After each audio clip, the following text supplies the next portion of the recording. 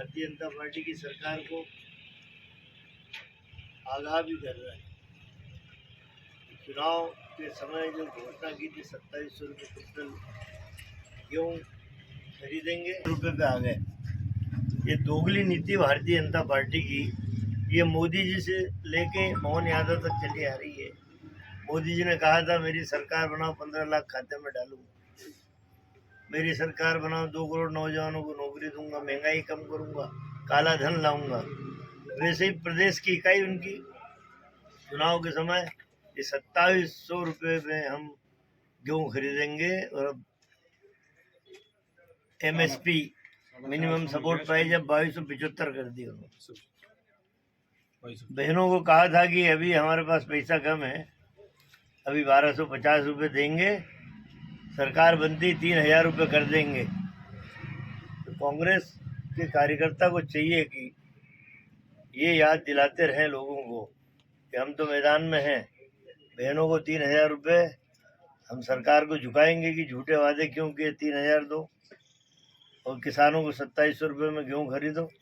ये बातें निश्चित रूप से, हाँ 450 रुपये में गैस की टंकी दी जाए, ये सारी बातें भारतीय जनता पार्टी की सरकारें हमेशा झूठ की बुनियाद पे बनती है।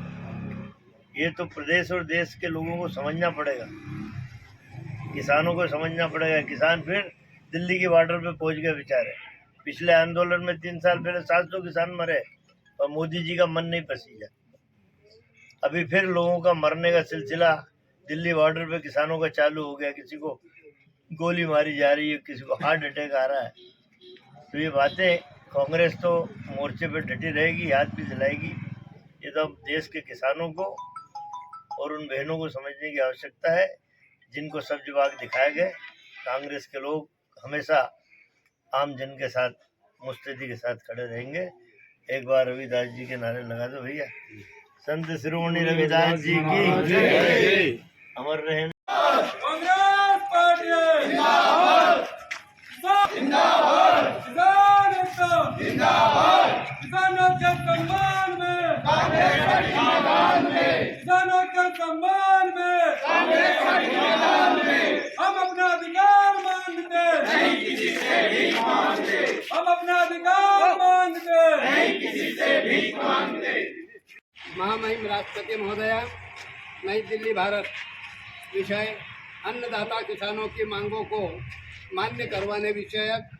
महोदया, विनम्र निवेदन है कि अन्नदाताओं की, जिनकी गाढ़ी मेहनत से हमारे देश की जनता का भरण पोषण होता है, उनको उनकी उपज का सही दाम, उन्हें न्याय मिले, ये हमारा दायित्व दिया गया है। इसके बारे में आज आप क्या कहेंगे?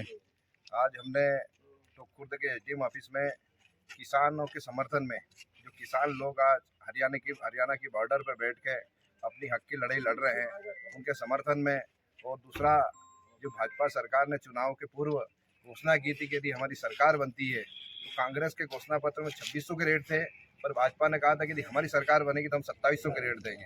तो उनके जो 2700 रेट के जो उनका वचन उन्होंने दिया था, जो घोषणा की थी, वो याद दिलाने के लिए अब आज हम यहाँ ज्ञापन देने आए थे कि अब गेहूँ का सीजन आ गया है और गेहूँ मंडी में पहुँचने लग गया है और गेहूँ की कीमत वही 2200 रुपये, 2100-2200 रुपये में गेहूँ बिक रहा है। तो उसी के 2200-2300 रुपये जो गेहूँ बिक रहा है, उसी के संबंध में हम आज ज्ञापन देने आए थे। और सरकार के, राज्यपाल महोदय के द्वारा सरकार को मैसेज पहुँचाया गया है कि कम से कम सरकार को याद दिलाए कि उन्होंने जो अपना वचन पत्र दिया था, अपनी घोषणा पत्र के हिसाब से उसी रेट पर गेहूँ खरीदें।